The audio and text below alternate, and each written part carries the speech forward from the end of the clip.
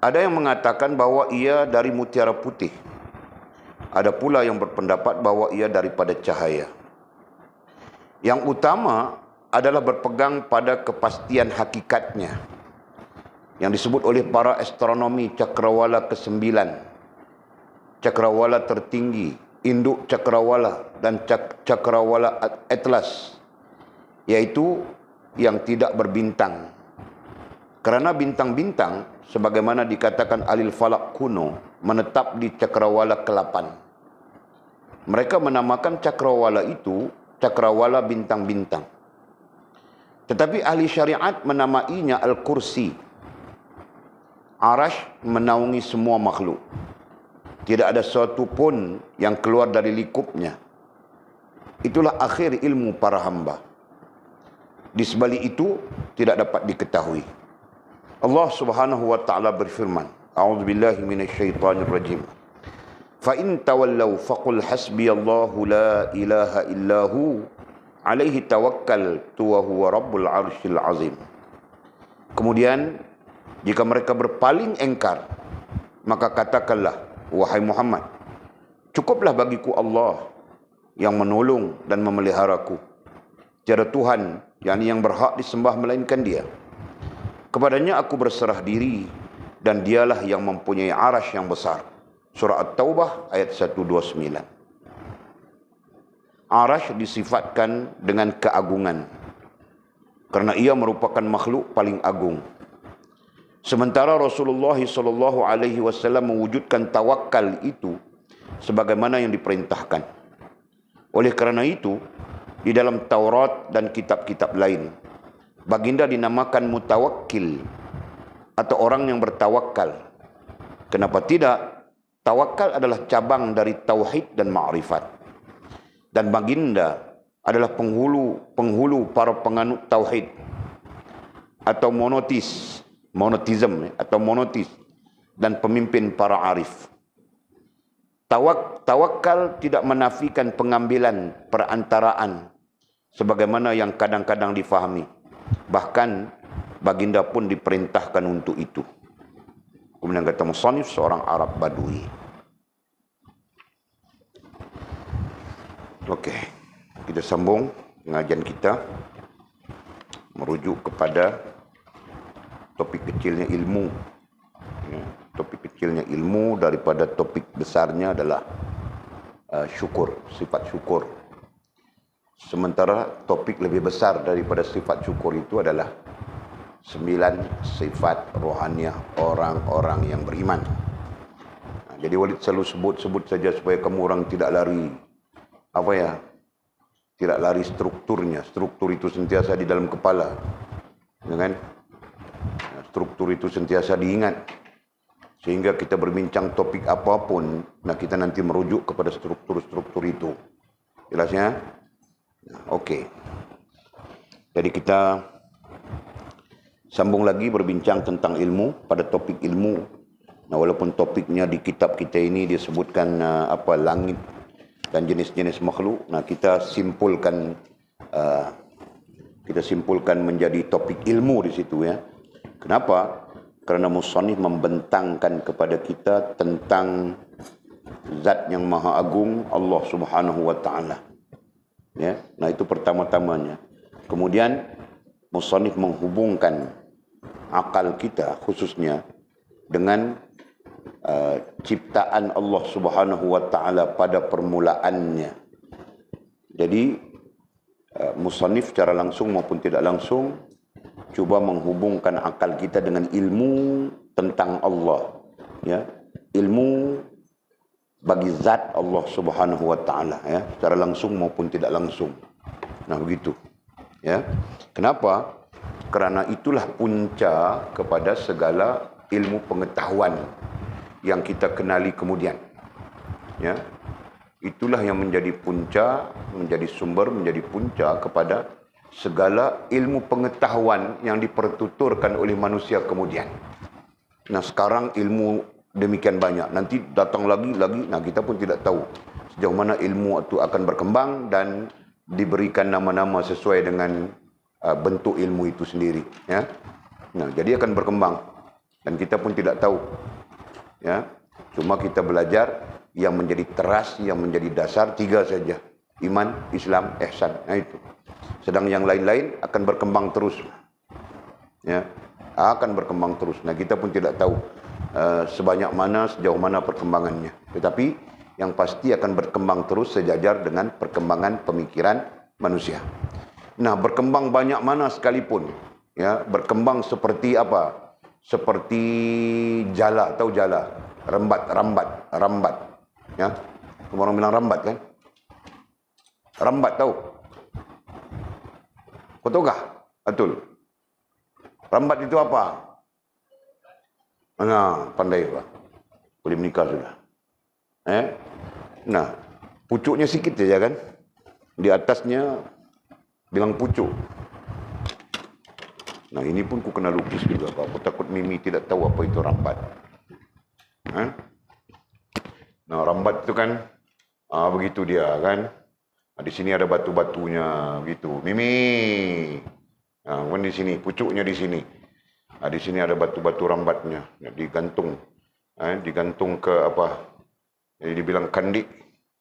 Ya, digantungkan ke tengah-tengah ini bilang kandik. Nah, di sini batu-batunya kan. Betul kan? Nah, di sini matanya satu saja. Bermula dengan satu mata saja. Nah, kemudian matanya nanti di bawah ini jadi ribu-ribu matanya. Tahu kan? Ya, nah, macam itu bah ilmu. Ya, berpunca di sini. Berpunca di sini. Allah Subhanahu wa Ta'ala. Ya. Nah, nanti kita sebut. Nah, kita tulis terus. Supaya kamu orang tidak keliru. Kamu orang ini senang keliru. Oke. Allah. Nah, di bawah Allah itu ilmu. Nah, begitu. Ya. Nah, turun sampai ke kita di sini. Nah, kita di sini, Pak. Kita sekarang.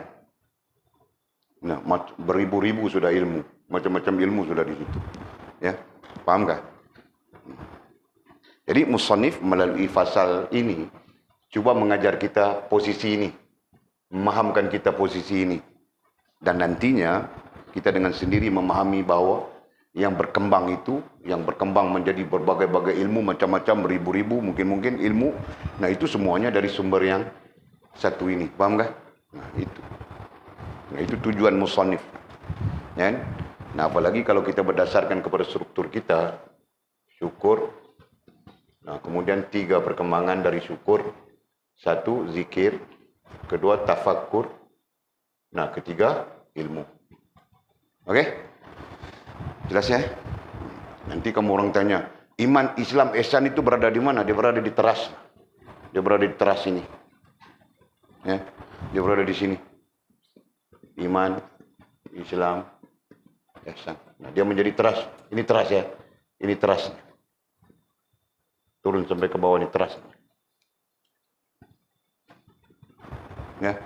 Nah, yang lain-lain itu datang di bawahnya, bercambah di bawah itu. Ya, mungkin yang lain-lain itu datang dari sini kan. Kita bilang apa? Ilmu alat itu kan. Nah, datang daripada ilmu alat. Ya. Datang daripada alat. Nah, bercambah-cambah di bawah itu yang menjadikannya beribu-ribu. Ya. Nah, kita sendiri pun tahu sikit-sikit saja. Walid ketika membentangkan apa ya? Walid punya tajuk tesis. Nah, Walid pun tidak tahu ilmunya itu apa. Bilang Walid menggabungkan apa? Menggabungkan teologi dengan psikologi dengan apa loginya Mas? Satu lagi. Gabungan tetralogi.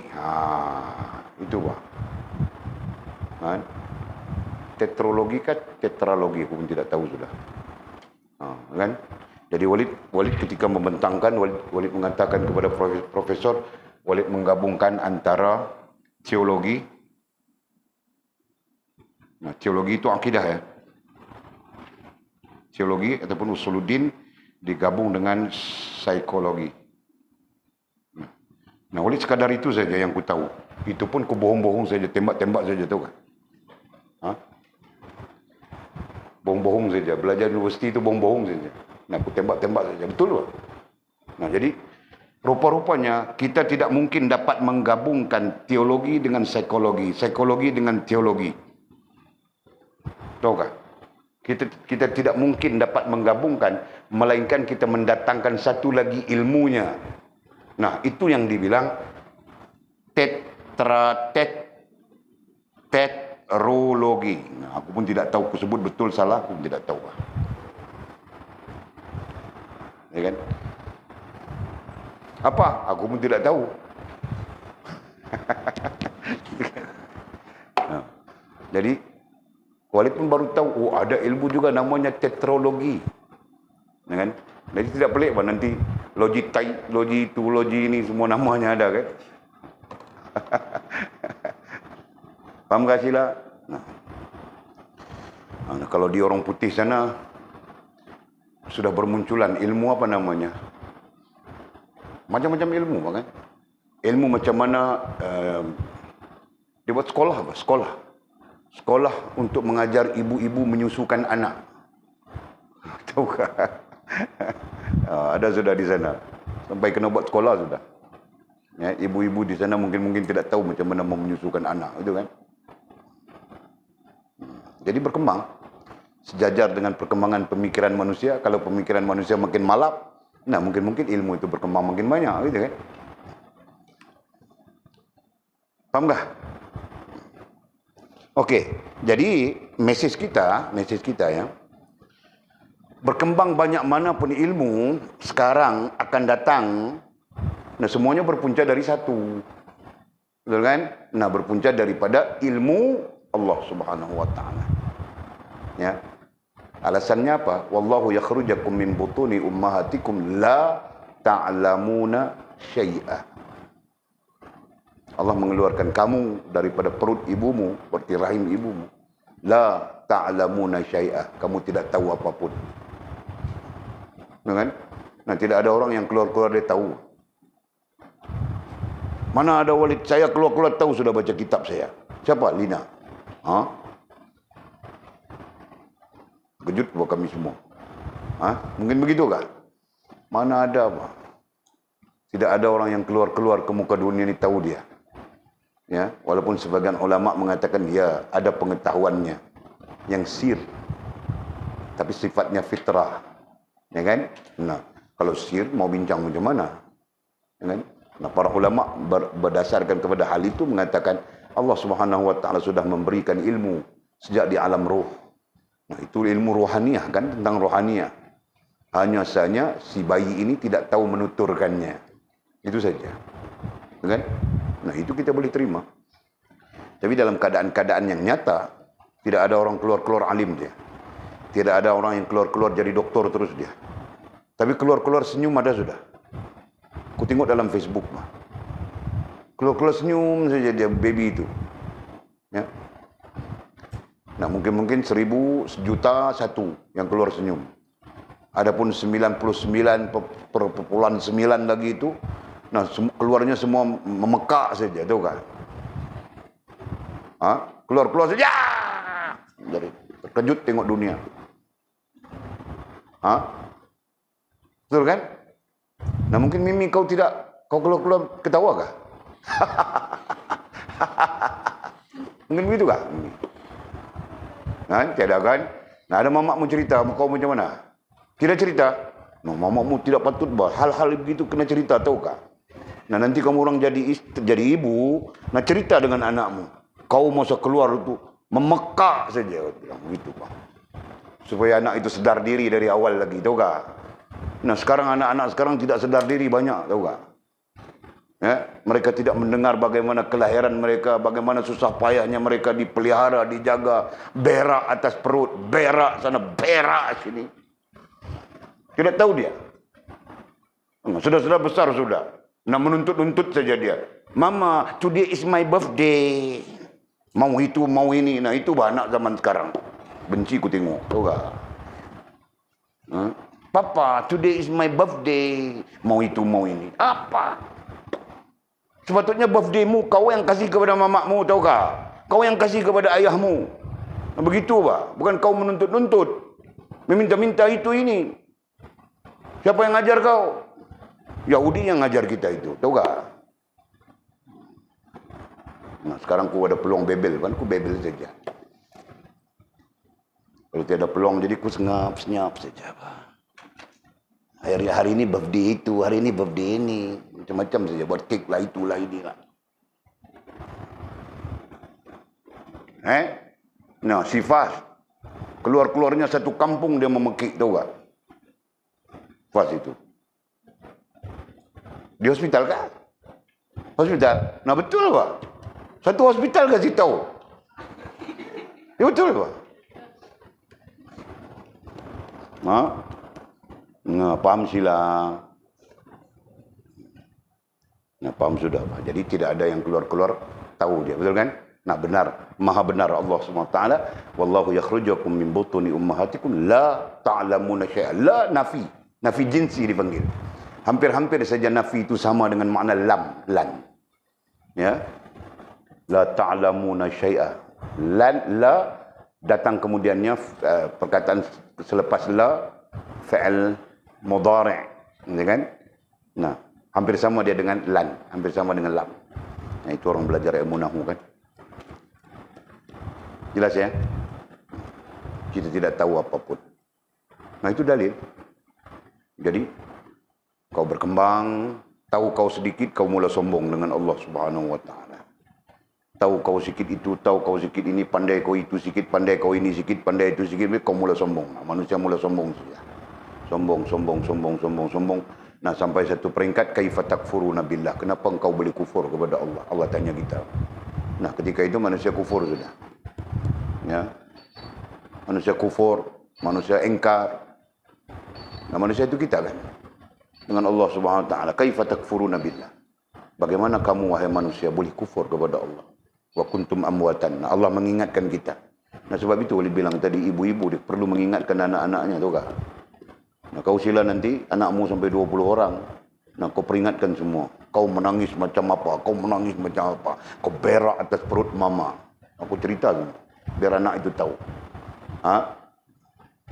Jadi kalau sampai birthday-nya, mama ini hadiah dariku. Terima kasih kerana melahirkanku dan bersusah payah untukku. Baru betul Bang Anjila kan? Betul kan? Nah, ni kau pun minta hadiah daripada ayah kau, daripada mama kau. Kau pun salah juga. Nah, ini semua perlu ditukar. Mengarut saja. Faham tak? Okey. Nah, Allah bertanya kita, kaifa takfuruna billah? Bagaimana kamu wahai manusia boleh kufur kepada Allah? Wa kuntum amwata, sedangkan kau datang dari mati. Ya. Wa kuntum, sedang kamu sekalian amwata, mati.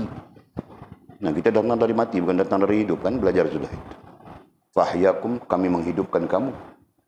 Nah, bagaimana Allah menghidupkan kita? Memberikan kepada kita roh, meniupkan kepada kita roh. Ya, pada usia 4 bulan. Nah, ditiupkan roh. Nah, hidup kita. Bermulalah hidup kita. Ya, berkembang 9 bulan 10 hari.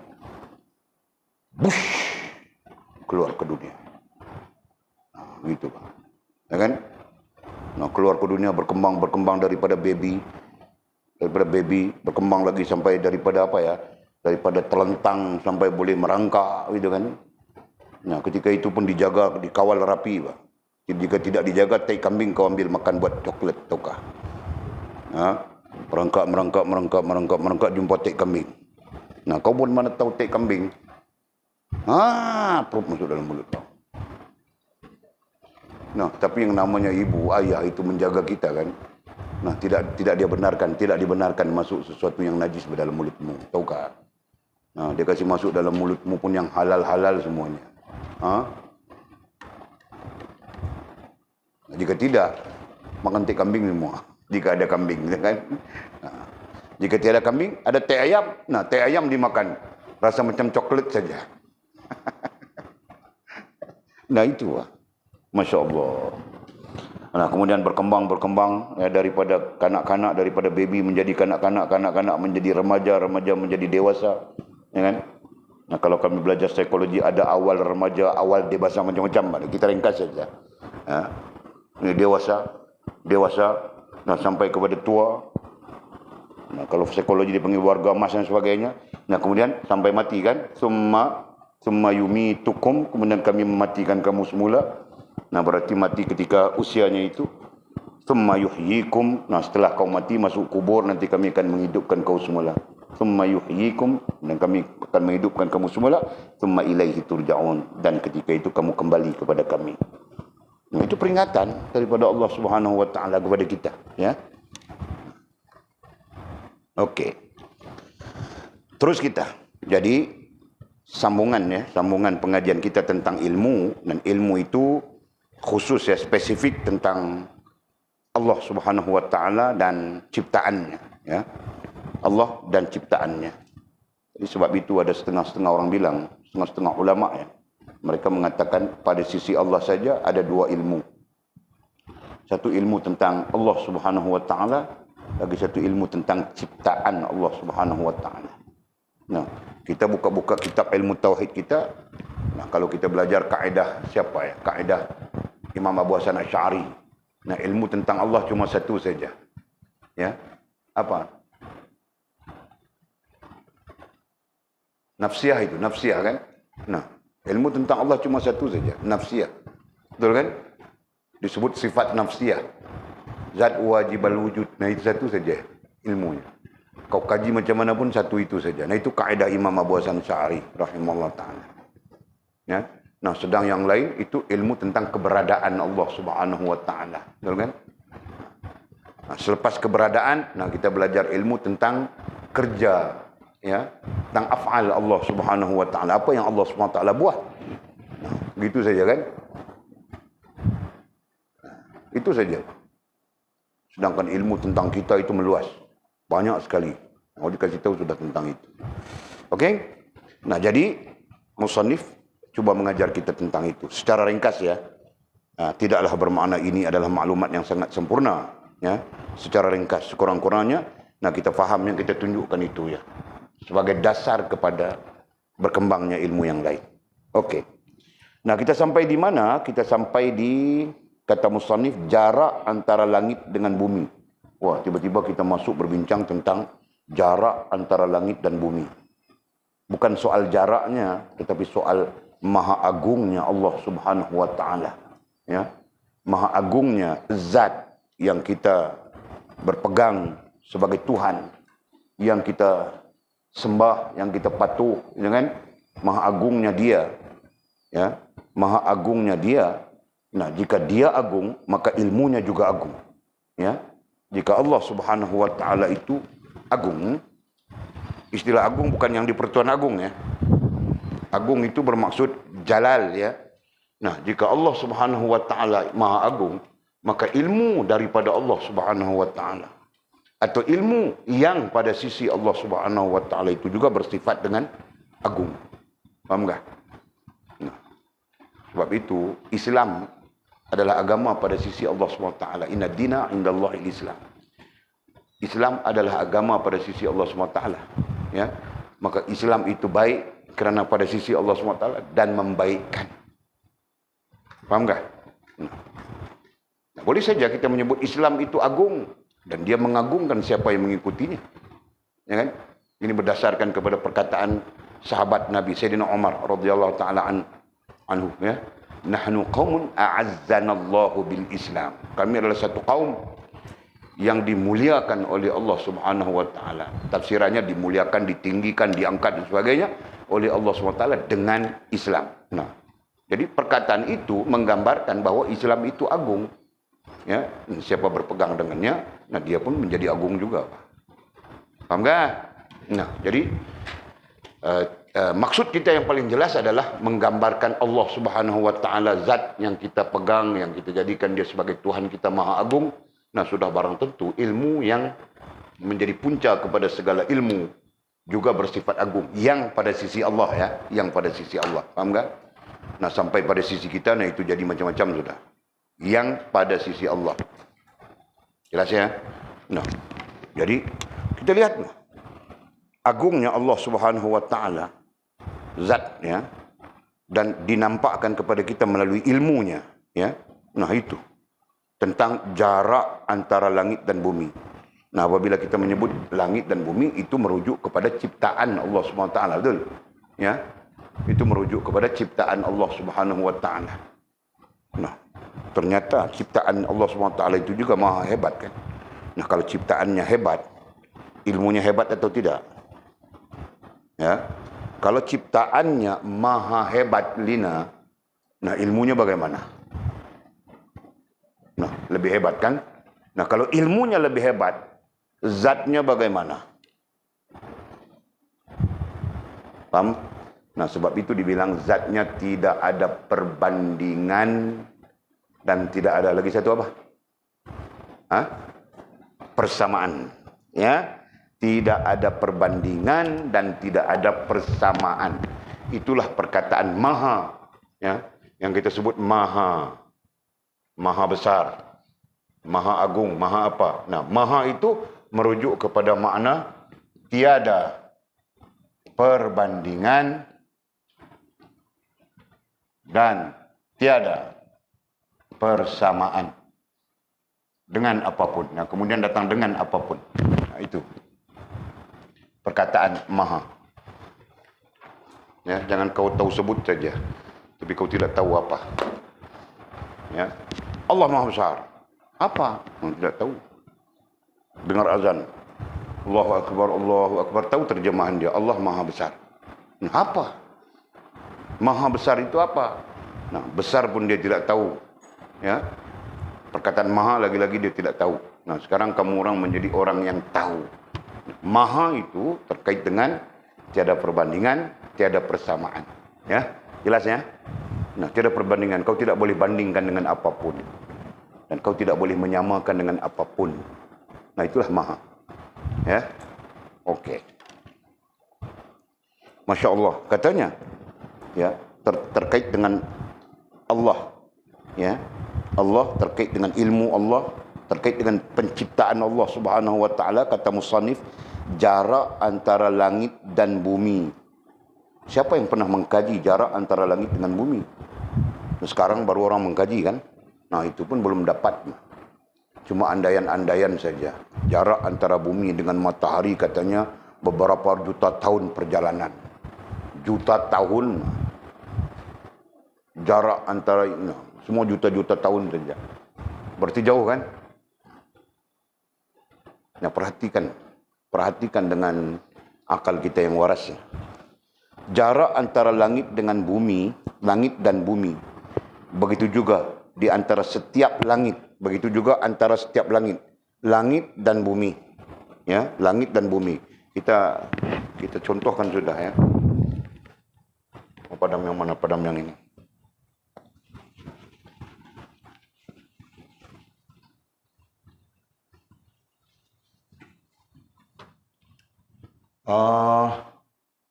Langit ya, ini langit.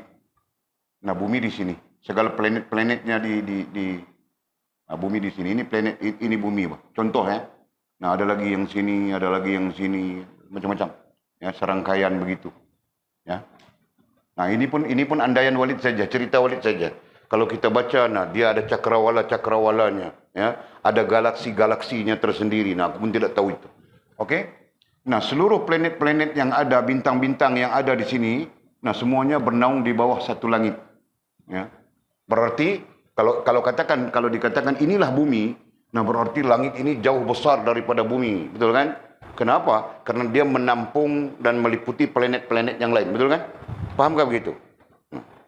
Jadi kata musannif, jarak antara langit dengan bumi, jarak antara langit dengan bumi. Nah, ini jarak. Ya. Ini bumi, ini langit.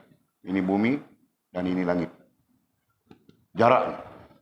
Kemudian jarak antara lapisan langit. Nah, langit nanti ada 7 lapisan. Berdasarkan kepada ayat yang kita baca sudah. Nah, ada 7 lapisan. Berarti satu jarak dari sini ke sini. Ya, dari sini ke sini. Dari sini ke sini. Nah, itu pun jarak. Dari sini ke sini. Nah, itu dibilang jarak. Ya, jarak antara satu lapisan kepada satu lapisan. Apa katanya? Sejauh perjalanan 500 tahun. Sejauh perjalanan 500 tahun. Nah, kita di bumi mau sampai langit yang pertama, nah 500 tahun perjalanan.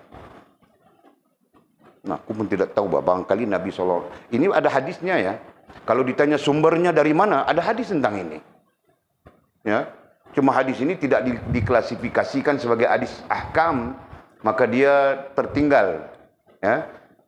Dia menjadi hadis-hadis yang terpinggir dari sudut kajian, ya. Karena kita tidak sampai mengkaji itu, kan. Yang mengkaji itu adalah ahli-ahli astronomi, ya. Ahli-ahli astronomi di university ini. Nah, bangkil kau university mana? Nah, jadi kau pun tidak terlibat dengan astronomi. Nah, jika tidak terlibat dengan astronomi, jadi asas pada kajian kau apa? Tidak, kan? Nah, jadi berarti fakta ini ada hadisnya, ya. Nah, tetapi hadis-hadis ini hadis-hadis ini tidak menjadi apa, ya? Tidak menjadi populer, ya. Apalagi di kalangan kita yang belajar pondok ini, kan? Jauh kita dengan bidang astronomi. Nah, nanti kalau kamu orang ada kesempatan belajar ilmu falak, nah itulah astronomi kita, ya, antara ilmu astronomi, ya. Oke. Nah, ambil itu dulu. Faktanya langit dengan bumi sejauh 500 tahun perjalanan. Nabi menyatakan itu berdasarkan kepada mungkin berdasarkan kepada perjalanan Isra wal Mi'rajnya. Dengan perjalanan Isra dan Mi'rajnya itu menunggang satu kenderaan yang ditakdirkan oleh Allah Subhanahu wa taala, dikatakan namanya Burak, gitu kan. Nah, Burak itu pun sekelip mata saja dia sampai sudah sekian tempat, sampai sudah sekian tempat dengan izin Allah Subhanahu wa taala. Kenapa? Karena Burak itu bergerak dengan kelajuan cahaya.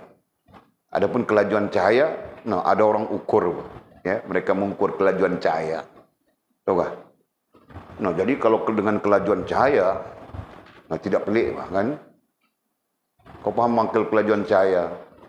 Nah, jadi mungkin Nabi SAW menyatakan jarak antara langit dan bumi, jarak di antara lapisan langit pertama sampai ke lapisan langit kedua dan seterusnya, 500 tahun perjalanan berdasarkan kepada kelajuan cahaya itu. Kan? Nah, kalau kelajuan cahaya saja 500 tahun. Kalau bukan dengan kelajuan cahaya, aku tidak tahu mau cerita berapa juta tahun. Nah, sebab itu para ahli astronomi mengatakan jarak antara langit dengan matahari, jarak antara langit dengan bulan, jarak antara tahun-tahun. Paham tak? Nah, jelas, ya? Allah maha hebat, ya. Maha hebat ciptaannya, maha hebat ilmu sang penciptanya, dan sudah tentu pencipta itu lebih hebat daripada segalanya. Nah, itu punca, itu asasnya, ya. Sisi kita yang belajar melalui kitab ini, itu asasnya, supaya kita menerima Allah Subhanahu wa taala lah puncak segala ilmu, ya. Nah, nantinya menjadikan kita, jika alim yang penuh tawadhu, kan? Jika jahil yang penuh tawadhu juga, bahkan. Nah, bukan jahil yang sombong, jahil yang sombong, alim yang peka, kan? Ulama yang buta. Nah, kita tidak akan jadi begitu. Nah, apapun keadaan, kita tetap tawadhu, kita tetap merendah diri, ya, khususnya kepada Allah SWT. Paham tak? Nah, begitu. Kenapa? Karena kesedaran itu. Okey? Ada yang mengatakan bahwa langit itu lebih putih daripada susu. Nah, sisi lain, ada para ulama yang membincangkan tentang langitnya. Nah, mereka mengatakan bahwa langit itu lebih putih daripada susu. Nah, langit yang pertama khususnya, ya, lebih putih daripada susu. Wallahu a'lam. Namun langit kelihatan biru, walau bagaimanapun pada banyak keadaan langit itu kelihatan biru, ya. Nah, khususnya kalau kita berada di kita berada di kutub utara, kutub selatan, ya, di sana kurang awan, tahu tak? Ya, langit tidak diliputi oleh awan. Nah, kita akan melihat langit itu kelihatan biru. Ya, sekarang pun kalau tidak diliputi awan nampak biru saja, kan? Nah, dalam arti kata yang lain, umumnya kita melihat langit itu berwarna biru, ya. Nah, kenapa langit berwarna biru? Padahal ada pendapat mengatakan langit itu lebih putih daripada susu. Nah, kata musannif, kelihatan biru kerana birunya gunung Qaf. Langit kelihatan biru kerana birunya gunung Qaf. Jabal Qaf. Nah, tentang Jabal Qaf itu ada hadis. Ya, ada hadis baginda Nabi SAW. Jabal Qaf. Ya. Nah, wali tidak ingat penceritaan sepenuhnya. Nanti kalau kita berjumpa dengan hadisnya kita bincang ya. Jabal Qaf. Ya. Okey. Langit itu bernama Raqi'ah katanya, ya. Langit itu, nah itu yang mana? Yang pertama. Yang pertama itu bernama Raqi'ah. Masya-Allah. Kita diberikan Allah SWT sedikit pengetahuan tahu nama-nama langit. Nah, sebelum ini kita pun tidak tahu nama langit kan? Sekarang tahu sudah kita. Nanti kita cari saja dalil-dalil dari mana datangnya nama langit Raqi'ah ini. Nah, tetap saja berada dalam hadis baginda Nabi SAW. Ya, okey. Langit itu yang pertama bernama Raqi'ah. Nama langit itu. Ya. Yang pertama ya, langit yang pertama bernama Raqi'ah. Langit yang pertama yang dikatakan lebih putih daripada susu itu. Nah, yang lain mengatakan cecair. Langit yang pertama dia adalah cecair. Nah, ada yang mengatakan begitu. Paham tak? Sifatnya adalah cecair. Okey. Yang kedua, nah, manakala langit yang kedua dari besi. Ya. Lapisan langit yang kedua dari besi. Jadi munasabah, yang pertama dari air, yang kedua dari besi. Nah, begitu. Yang berkilau cahaya. Besi yang berkilau cahaya. Nah, Walid pun tidak tahu kautannya besi apa. Besi pun macam-macam nama juga kan. Y20, Y12. Nah, itu orang yang kasih nama, ya. Orang-orang buat kerja kontrak itu yang kasih nama. Nah, pada sisi Allah Subhanahu Wa Taala, nah kita tidak tahu apa namanya besi itu. Cuma dinyatakan kepada kita lapisan langit yang kedua daripada besi yang berkilau cahaya. Nah, artinya berkilat kan? Berkilau itu berkilat. Bahasa kita berkilat. Cahaya dan bernama langit itu bernama Faidum. Ya. Dengan huruf dot ya, Faidum.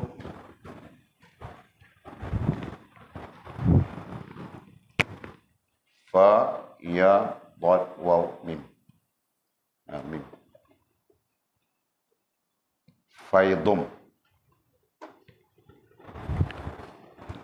Jadi kalau kau baca ruminya itu Faidum saja. Faidum. Yang pertama nama Raqi'ah. Langit yang kedua daripada besi yang berkilau namanya Faidum atau Ma'un. Ya. Yang ketiga, nah langit yang ketiga dari tembaga.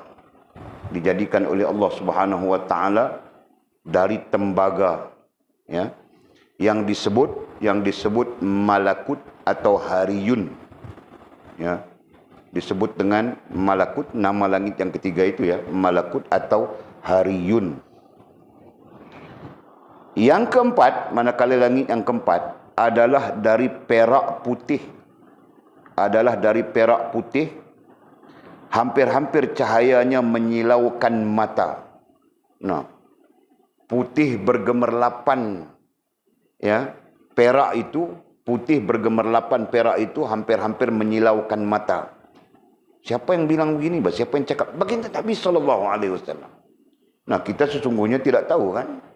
Hanya baginda Nabi SAW saja yang melintasi langit itu. Dari Masjidil Haram, subhanalladzi asra bi'abdihi lailan minal Masjidil Haram ilal Masjidil Aqsa. Alladzi barakna haulahu linuriyahu min ayatina. Ya kan? Nah, Allah kemudian memi'rajkan, bukan mengisra dari Makkatul Mukarramah ke Masjidil Aqsa. Ya, dari Masjidil Aqsa ke Sidratul Muntaha itu dipanggil Mi'raj. Ya. Allah memi'rajkan baginda Nabi SAW hingga ke Sidratul Muntaha. ke hadrat Allah Subhanahu wa taala. Nah, hal ini kita beriman, kan? Kita beriman hal itu. Nah, sudah tentu baginda Nabi SAW melepasi seluruh gerbang langit. Ya, bukan langit yang pertama saja, seluruh gerbang langit sampai yang ketujuh. Sehingga sampai ke Sidratul Muntaha. Nah, apakah Sidratul Muntaha itu berada di atas langit? Nah, wallahu alam. Ya, gambaran naik ke atas itu menggambarkan ketinggian. Ya, kebesaran ketinggian Allah Subhanahu wa taala, bukan menggambarkan tempatnya. Maha suci Allah Subhanahu wa taala daripada mengambil tempat. Ya kan? Daripada bergantung berhajat kepada tempat, karena yang namanya mengambil tempat itu makhluk selama-lamanya. Ya kan? Nah, jadi baginda Nabi SAW ketika Mi'rajnya, nah, dia melepasi langit pertama. Berarti dia melepasi langit pertama yang diciptakan daripada air yang putih seperti susu itu. Kemudian dia melepasi yang namanya apa? Yang namanya Raqi'ah itu. Nah, kemudian dia melepasi langit yang kedua yang diciptakan oleh Allah Subhanahu wa taala daripada besi yang berkilau cahaya, yang namanya Faidum ataupun Ma'un. Kemudian baginda Nabi SAW melepasi langit yang ketiga yang diciptakan oleh Allah Subhanahu wa taala dari tembaga yang disebut sebagai malakut ataupun hariyun. Kemudian baginda Nabi SAW melepasi langit yang keempat, ya, yang diciptakan daripada apa? Daripada perak putih, yang katanya hampir-hampir cahayanya menyilaukan mata. Di situ bah cahaya yang menyilaukan mata Nabi SAW. Nah, itu. Nah, disebut apa? Langit yang keempat itu disebut Az-Zahirah. Ya, disebut Az-Zahirah. Nah, itu namanya itu. Yang kelima, manakala lapisan yang kelima dijadikan oleh Allah Subhanahu wa taala dari emas merah. Dari emas merah. Ya, dan disebut, dinamakan dengan Al-Madinah atau Al-Mushirah namanya. Kemudian Nabi melepasi langit yang keenam, yang mana langit yang keenam itu dijadikan oleh Allah Subhanahu wa taala dari mutiara berkilau cahaya. Dari mutiara berkilau cahaya. Nah, kemarin kita jumpa sudah istilah mutiara, kemarin dulu ya. Nah, mutiara itu boleh jadi mutiaranya hanya Allah SWT saja yang tahu. Nah, sisi ulama khalaf, nah mereka lebih senang memaknakan mutiara itu dengan ilmu. Ya kan? Betul kan? Apa maknanya kemarin mutiara? Keindahan. Keindahan dan ketinggian. Kebesaran semuanya itu kan? Nah. Okey. Yang keenam dari mutiara, langit yang keenam, lapisan yang keenam dari mutiara berkilau cahaya dan disebut Al-Khalisah. Al-Khalisah. Itu ya. Yang ketujuh, kemudian Nabi SAW melepasi langit yang ketujuh yang diciptakan oleh Allah SWT daripada yakut. Nah, yakut itu dalam terjemahan kita batu permata. Nah, tidak tahu bah. Dalam terjemahan kita saja ya. Sedang yang maha tahu itu Allah Subhanahu wa taala. Nah, ilmu kita tidak sampai untuk apa ya? Untuk mengukur ilmu Allah Subhanahu wa taala. Tidak sampai. Jadi, langit yang ketujuh itu dijadikan oleh Allah Subhanahu wa taala daripada yakut, batu permata merah, dan disebut dengan Al-Labiyah. Al-Labiyah atau Ad-Dami'ah. Ya. Nah, itu namanya. Nama langit yang ketujuh. Nah, pada Ad-Dami'ah, pada Al-Labiyah atau Ad-Dami'ah itulah, disitulah Baitul Ma'mur, disitulah terletaknya Baitul Ma'mur. Ya, Baitul Ma'mur. Apa itu Baitul Ma'mur? Nah, sekejap kita cakap. Disitulah terletaknya Baitul Ma'mur yang memiliki 4 batang tiang, di mana Baitul Ma'mur itu memiliki 4 batang tiang, 4 penjuru, sama saja seperti Baitullahil Haram. Menurut setengah ulama kan, menurut setengah ulama sama saja dengan Baitullahil Haram. Ya, 4 penjuru. Ya, 4 batang tiang dari yakut merah. Nah, yang di langit yang namanya Al-Labiyah ataupun Ad-Damiyah itu, ya, di situ terletak Baitul Ma'mur, dan Baitul Ma'mur itu memiliki 4 batang tiang dari yakut merah dari zamrud hijau, dari perak putih, dan dari emas merah, yang menjadi tiang kepada Baitul Ma'mur. Okey, kita bercakap sikit ya tentang Baitul Ma'mur ini. Nanti kamu orang akan jumpa Baitul Ma'mur itu Allah sebut di dalam Al-Qurannya. Fi Baitul Ma'mur, mana ayatnya? Walaupun tidak ingat ayat apa. Okey.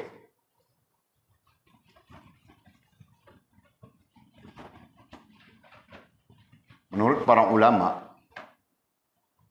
mereka mempunyai keilmuan tentang itu ya. Nah, jadi di bumi, kita katakan ini bumi ya, kita bulat begitu saja. Nah, di sini ya, bahagian belahan bumi ini ada Baitullahil Haram, okey? Ada Baitullahil Haram. Nah, bertentang dengan Baitullahil Haram itu terus naik. Ini langit pertama, ini langit kedua, ini langit ketiga, ini langit keempat. Ini langit kelima, ini langit keenam, ini langit ketujuh. Nah, kan di sinilah terletaknya Baitul Ma'mur. Nah, ini gambaran saja ya. Jangan kamu orang ambil ini sebagai hakikatnya. Ini gambaran saja. Nah, di sinilah terletaknya Baitul Ma'mur. Ya. Nah, sedang di sini, di bumi ini terletaknya Baitullah. Paham tak? Nanti kita lihat dari sudut ilmu tafsir ya. Baitul Ma'mur ini menjadi tempat tawafnya sekalian makhluk Allah Subhanahu wa taala yang bangsa duduknya di langit. Nah, itu termasuk para malaikat. Ya, menjadi tempat tawafnya sekalian makhluk Allah Subhanahu wa taala yang bangsa melangit. Nah, itu kita belajar sudah ya. Setiap lapis bumi ada makhluknya dan setiap lapis langit ada makhluknya. Kan? Menurut setengah pendapat ulama, makhluk yang menempati langit itu lebih besar, lebih banyak daripada makhluk yang menempati bumi. Kenapa? Nah, bumi tadi kita cerita sudah halus saja kan. Nah, kalau kita cerita dari sini tadi, nah ini langit, dari sini bumi ya. Nah, bumi, di sini bumi. Nah, di bumi ini garis rentang ini. Nah, di bumi ini bumi. Ini matahari, ini bulan, ini itu planet, macam-macam planet gitu kan. Nah, bumi kecil saja dia, ini bumi, kita katakan begitu. Nah, langit meliputi semua planet-planet yang lain. Nah, jika demikian, berarti langit lebih besar daripada segala-galanya, betul? Perlu paham itu ya, sekejap lagi kita akan jumpa lebih besar dari langit. Kita akan jumpa makhluk Allah Subhanahu wa taala yang lebih besar dari langit. Nah, itu. Paham enggak? Nah, jadi sebab itu dalam pengajaran ini Walid mau kamu orang paham ini. Walaupun cerita-cerita kartun macam ini saja, tapi Walid harap kamu orang faham secara ilmu ya. Supaya tidak timbul tanda tanya. Nanti di belakang hari, nah, kalau kamu orang yang tertanya-tanya, nanti orang timbul tanda tanya, kau pun pening. Tahu tak? Nah, nanti kau akan menggunakan guruku bilang. Nah, sama dengan orang-orang yang ada sekarang mau guruku. Nah, susah kan? Hadis Nabi SAW bilang begitu, Al-Quran bilang begitu, hadis Nabi SAW bilang begitu. Nah, pendapat ulama terhadap hadis ini begitu. Nah, baru betul. Jelas kan? Ini main guruku saja. Guru saya. Mana boleh begitu? Okey? Nah, jadi ini bumi. Kalau langit itu meliputi sekalian yang ada, bukan bumi saja, sekalian yang ada, planet-planet yang ada, nah sudah barang tentu langit itu lebih besar, betul? Nah, sekiranya langit itu lebih besar, maka makhluk yang menempati langit itu lebih banyak daripada makhluk yang menempati bumi yang halus ini, betul kan? Paham kan? Nah, paham begitu? Nah, sisi lain, yang menempati langit lebih ramai, lebih banyak, lebih besar itu taat dan patuh mereka kepada Allah. Nah, kau yang duduk di bumi yang kecil ini saja, kau pun adalah makhluk yang terkecil bah, jumlah makhluk terkecil saja. Nah, kau mau sombong-sombong dengan Allah Subhanahu wa taala. Kenapa? Nah, ya kan? Nah, itu sisi pandang orang kerohanian. Okey.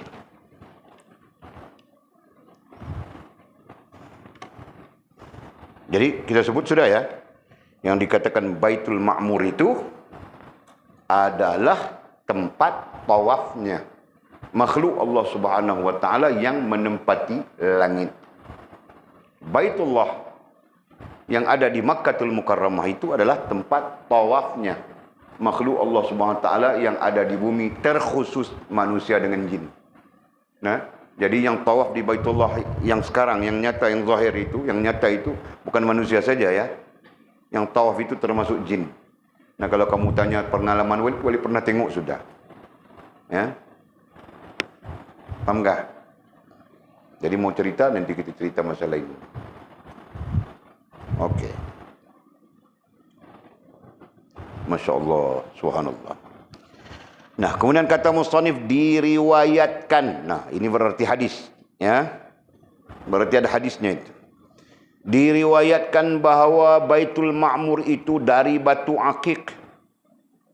Ya, ada riwayat sudah tentu datang daripada baginda Rasulullah sallallahu alaihi wasallam bahawa Baitul Ma'mur itu yang kita sebut Baitul Ma'mur itu tempat tawaf para malaikat, para makhluk Allah SWT yang menempati langit itu dijadikan oleh Allah daripada batu akik. Ya, batu akik. Kamu orang tahu ke batu akik? Nah, Walid pun tidak tahu. Walid tidak pandai ilmu-ilmu tentang batu-batu ini. Ya, tapi pada Walid lah. Walaupun Walid tidak pandai, dari sudut cantik, ya, dari sudut cantik, kecantikan. Nah, batu akik mempunyai kecantikan tersendiri. Ya. Di Indonesia ada sejenis batu yang mirip kepada batu akik, ya, di Indonesia. Lupa sudah namanya apa ya. Batunya warna-warni cantik. Di batunya itu ada warna-warna yang sangat cantik. Ya, begitulah batu akik. Ya. Jadi yang kita beli ini yang orang buat cincin, orang laki-laki pakai, berapa kau beli? RM20, RM30. Nah, itu ya betul akik mungkin, tapi itu akik cak ayam, tahu kan? Ya. Adapun akik yang benar-benar akik, nah itu mahal, Pak. Ya, dia termasuk di dalam permata. Mau beli dia ditimbang, tahu kan? Dia pakai apa? Karat-karat. Ya, berapa karat? 1 karat, 2 karat, 3 karat, begitu, Pak. Betul kan istilah aku? Karat kah? Hah? Karat kan? Oh, dipanggil karat. Itu. Okey. Nah, tidak penting kita berapa karat pun. Yang penting kita lihat Baitul Ma'mur itu ada riwayat yang menyebutnya dijadikan daripada batu akik. Nah, kalau gitu Baitullah itu daripada apa? Baitullah itu daripada batu bata saja, tahu tak? Nabi Ibrahim alaihissalam ketika diperintahkan oleh Allah Subhanahu wa taala untuk membangunkan Baitullah, ya, namanya Ka'bah itu. Nah, dia membelah bukit-bukit, tahu tak? Nah, itu kelebihan umat terdahulu. Jadi dia kerjanya membelah batu-batu dari bukit. Khususnya batu-batu di antara Safa dan Marwah. Tahu tak Safa Marwah? Ha? Nah, tidak tahu pergi bah umrah dengan si Acik itu. Pergilah dengan dia. Dia mutawif, dia boleh jadi mutawif. Nah, nanti Acik cerita, ini tempatnya Safa, isi sana tempatnya Marwah. Apa itu Safa dan Marwah ini? Nah, kamu orang nanti tahu.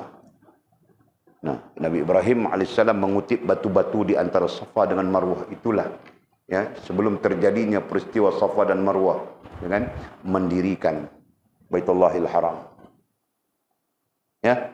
Nah, bagaimana batu-batu itu cantik saja. Nah, yang kita lihat sekarang itu modified sudah. Tahu tak? Yang kita lihat sekarang. Yang sekarang ini, nah itu sudah di apa? Sudah di repair, renovation. Nah, itu sudah direnovate oleh berapa kerajaan? 2 kerajaan sudah. Osmaniyah sekali repair. Nah, kemudian Wahabi sekali repair. Nah, Wahabi buru-buru dia repair juga, Bang. Ya kan? Nah, yang kita lihat cantik bata bersegi itu semua di repair, direnovate oleh kerajaan Saudi, tahu tak? Nah, kerajaan Saudi menjadikan Baitullahil Haram ini sebagai sumber negara. Nah, orang mau datang bayar, kaya apa dia? Ya kan? Nah, sewaktu Osmaniyah, sewaktu berada di bawah Khalifah Osmaniyah, nah, Masjidil Haram itu percuma saja. Siapa yang mau datang ke Baitullahil Haram, Nah, masuk ke Baitullahil Haram semuanya percuma saja. Karena Baitullahil Haram itu digazetkan sebagai milik umat Islam seluruh dunia. Siapa pun boleh datang. Faham tak? Nah, percuma saja. Kau perlu bayar tambang saja. Kalau kau naik kapal arang, kau perlu bayar tambang kapal arang. Kalau kau naik kapal itu kapal penyamun, kau perlu bayar tambang kapal penyamun. Kalau kau naik itu kapal lanun, kau perlu bayar tambang kapal lanun. Begitu saja, kan? Faham tak? Nah, kalau dulu, kalau sekarang kau naik apa? Kau naik kapal terbang apa? Malaysian Airlines, kau perlu bayar tambang Malaysia Airlines. Kalau kau naik Saudi Airlines, nah macam-macam airline ada.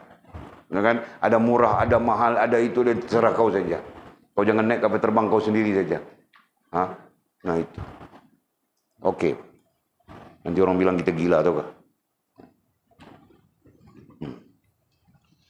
Nah, jadi diriwayatkan bahawa Baitul Ma'mur itu dari batu akik, dijadikan daripada batu akik. Nah, bukan itu soalnya, ya. Bukan itu gambaran untuk menunjukkan kepada kita ciptaan Allah Subhanahu wa taala ini hebat. Nah, itu tetap hebat saja, ya. Nah, ada lagi sisi yang lebih hebat dari itu. Apa? Setiap hari 70,000 malaikat memasukinya tanpa keluar lagi hingga hari kiamat. Setiap hari 70,000 malaikat memasukinya. Memasuki mana? Baitul Ma'mur itu. Untuk apa? Untuk tawaf, ya. Tanpa keluar lagi hingga hari kiamat. Nah, setiap hari 70,000. Kalau dunia ini, kalau alam semesta ini umurnya 10 juta tahun, nah kau kalikan berapa? Habis digit kau punya apa? Kau punya kalkulator itu, tahu tak? Habis digit sudah, kau tidak dapat mengiranya. Nah, bukan gambaran banyaknya, tapi gambaran maha hebatnya Allah Subhanahu wa taala.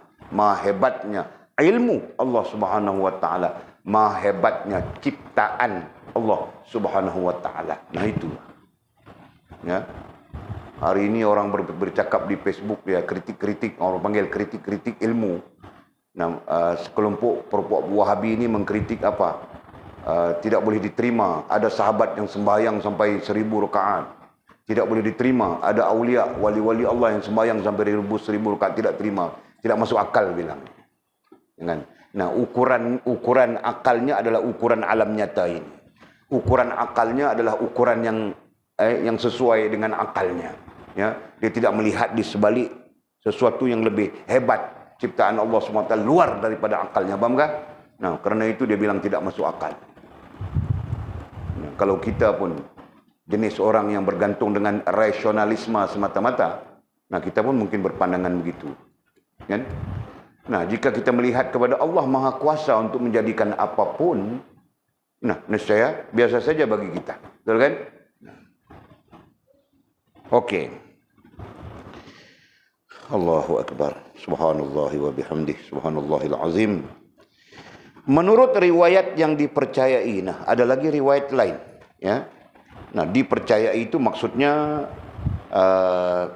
nah kalau nanti kita belajar tentang ulumul hadis, nah paling kurang hadis dhaif, kan? Nah, dhaif. Nah, pada sisi kita ahli sunnah wal jamaah, hadis dhaif itu dhaif, bukan palsu, ya. Bukan palsu, tapi dari sisi mazhab di Perlis, orang-orang Perlis sana, orang-orang tertentu, ya, di Perlis sana, nah mereka hadis dhaif itu palsu. Ya, itu pegangan mereka. Nah, pada kita ahli sunnah wal jamaah, hadis dhaif bukan palsu. Hadis dhaif itu lemah dari sudut perawi. Sama ada perawi itu tidak siqah, kan, tidak diyakini, ataupun perawi itu kabur dan sebagainya. Itu saja. Bahkan ada hadis-hadis dhaif yang perawinya adalah sahabat-sahabat akrabin. Nah, begitu. Kan? Dalam mata rantai perawi itu ada seorang yang tidak siqah misalnya, kan? Atau dua yang tidak siqah misalnya. Maka hadis ini diletakkan sebagai hadis dhaif. Nah, sebab itu pada sisi kita hadis dhaif bukan palsu. Yang palsu itu maudhu', yang direka-reka, yang sampai perawinya pun tidak diketahui siapa. Kan? Nah, itu. Paham kan? Jelas, ya? Okey. Jadi di sini disebut dipercayai. Nah, dipercayai berarti ada tahap ataupun taraf hadis, ya, yang diterima, ya. Kita tidak tahu hadis ini, tidak didatangkan kepada kita hadis, tapi apabila dipercayai berarti diterima. Mungkin dhaif, ya kan? Nah, mungkin mardud, mungkin apa? Nah, begitu. Tapi tidak, yang bukan palsu. Okey, jadi katanya menurut riwayat yang dipercayai, bumi lebih utama daripada langit. Nah, walaupun bumi ini kecil ya, bumi ini kecil, satu juzuk, satu bahagian saja daripada alam. Ya. Bumi ini kecil, tetapi bumi lebih utama daripada langit. Ya, riwayat berarti ada hadisnya yang menyebut bahawa bumi lebih utama daripada langit. Antara langit dengan bumi, bumi lebih utama daripada langit. Kenapa? Kerana para nabi diciptakan darinya. Nah, bumi lebih utama, lebih aula, lebih afdal daripada langit. Kerana apa? Kerana para nabi diciptakan darinya, dari bumi. Ya. Nah, maksud darinya, dari bumi itu air dari tanah. Ya. Nah, sebab itu ada kajian tentang planet-planet ini. Nah, kata mereka, Marikh, planet Mars, Marikh. Ya. Nah, dia punya buminya, dia punya apa ya? Dia punya tanahnya itu bukan tanah, tahu tak? Nah, tanahnya itu dipenuhi dengan pelambam, dipenuhi dengan apa ya? Dipenuhi dengan keluli-keluli, ya. Dipenuhi dengan keluli-keluli yang berbagai. Nah, sampai-sampai hampir saja tidak boleh diklasifikasikan sebagai tanah. Nah, begitu. Ya. Berarti yang dipegang sebagai debu itu tadi dalamnya ada apa ya? Ada tembaga, dalamnya ada besi, dalamnya macam-macam. Paham enggak? Jelas ya? Nah, itu. Jadi bumi yang kita pijak ini, nah ini lebih utama daripada langit, lebih afdal daripada langit. Kenapa? Karena bumi yang kita pijak ini daripadanya dijadikan para nabi, para rasul. Gitu kan? Nah, daripadanya daripada tanahnya. Nah, itu kita baca di dalam Quran, ada kisahnya itu. Khalaqtani, yang iblis engkar kepada Allah SWT pun menyebut hal yang sama, ya. Khalaqtani min nar, aku diciptakan dari api. Wa khalaqtahu min tin, dan kau menciptakan Adam daripada tin. Tin itu artinya tanah, ya. Tin artinya tanah. Tanah mana? Tanah dari bumi. Nah, begitu. Okey. Jadi katanya bumi lebih utama daripada langit kerana para nabi diciptakan darinya air bumi, dan dikuburkan di dalamnya air bumi. Nah, cipta dari bumi, kubur pun dalam bumi, ya. Cipta dari tanah, dikuburkan pun ke dalam tanah. Nah, kerana itu bumi lebih afdal daripada langit. Ada juga ulama yang memaknakan lebih afdal daripada langit itu artinya lebih mulia dari langit. Nah, ada yang memaknakan begitu. Okey. Jadi syukur alhamdulillah karena Allah SWT memberikan kita kehidupan di bumi, ya kan? Nah, kalau kau hidup di langit macam mana, Mizi? Aku pun tidak boleh bayangkan macam mana, kan? Kau hidup di langit, kau memurat saja ada orang yang kasih kau tampar, pang. Nah. Lama-lama kau kurus mati, tahu tak? Kerana datang tampar tidak nampak, ya kan? Masya Allah, Jul, kan? Maha hebat Tuhanku. Maha hebat Tuhanku, Jul. Tuhanmu juga, kan? Nah, maha hebat dia. Nah, Walid, sisi pandang Walid jelas saja. Maha hebat Allah, maha hebat ilmu Allah Subhanahu wa Ta'ala, dan maha hebat setiap ciptaan yang datang daripada ilmunya yang hebat. Nah, itu. Ya. Terus. Sedangkan lapisan bumi yang paling utama adalah yang paling atas, ya. Lapisan bumi yang paling utama adalah paling atas. Nah, itu sisi kita. Betul kan? Nah, lapisan bumi yang paling utama lapisan atas, yang kita berada di atasnya. Ya. Atau permukaannya. Nah, permukaan yang kita berada di atasnya. Kenapa? Kerana merupakan tempat orang berilmu mengambil manfaat. Kerana di permukaannya, di atasnya itulah orang-orang mengambil manfaat ilmu. Betul kan? Nah, kalau ditakdirkan bangkit, kau berada di dalam yang ketujuh sana. Kau mengambil apa? Betul kan? Ya.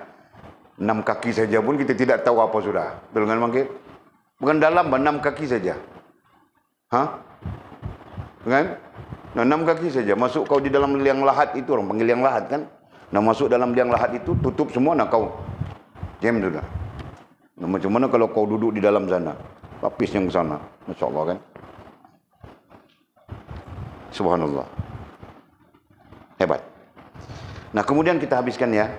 Dari Ibnu Abbas radhiyallahu taala anhuma, diriwayatkan bahwa langit yang paling utama adalah bahagian atasnya. Langit, mana bumi yang paling utama adalah bahagian atas dan permukaannya. Nah, langit yang paling utama adalah bahagian atasnya. Atas berarti yang ini ya. Ini pemahaman saja ya. Nah, bahagian ini. Pertama, kedua, ketiga, keempat, kelima, keenam, ketujuh. Nah, di atasnya. Di atas ini. Itu bahagian yang paling aula. Berarti bahagian yang kita lihat dari sini, kita di bumi lihat langit itu tidak aula. Baik, biasa saja. Tahu tak? Nah, pada Allah itu biasa saja. Pada Allah. Bukan pada Allah, bah. Pada Allah semuanya biasa. Kan? Pada makhluk lain, itu bahagian biasa saja. Kenapa? Nah, karena mereka akan naik sampai ke Baitul Ma'mur. Itu kan? Allah, subhanallah. Okey. Bahawa langit diriwayatkan, Ibnu Abbas yang meriwayatkan ya, bahawa langit yang paling utama adalah bahagian atasnya yang bersambung dengan Arasy Ar-Rahman. Nah, jadi bahagian atas itu kemudiannya nanti bersambung dengan Arasy Ar-Rahman. Walid tidak mau mentakwilkan hal-hal begini. Walid takut kamu orang nanti faham Allah berada di atas juga. Nah, aku takut itu. Ya, pada Walid itu akidah Mu'tazilah. Itu akidah liberal. Nah, itu akidah Qadariyah, Jabariyah dan sebagainya. Jangan. Jadi katanya langit bahagian atas itu paling utama. Kenapa? Karena bahagian atas itu bersambung dengan Arasy Ar-Rahman. Nah, nanti ada pertanyaan Arasy Ar-Rahman itu apa? Nah, kita lihat nanti tafsirannya. Nah, jadi bersambung dengan Arasy Ar-Rahman pertama, ya. Nah, di Arasy Ar-Rahman itu pula ada apa? Al-Kursi.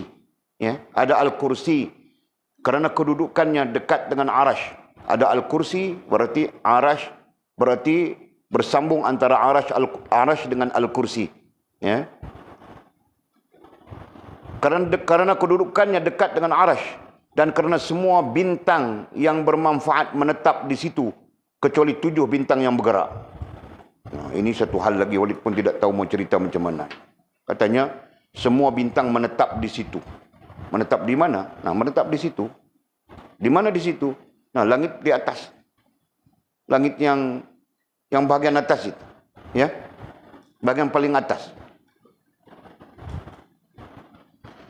Bintang yang terakhir itu tempat menetapnya ada di 7 lapisan langit. Nah, katanya bintang-bintang itu kebanyakannya menetap di lapisan langit yang ke-7.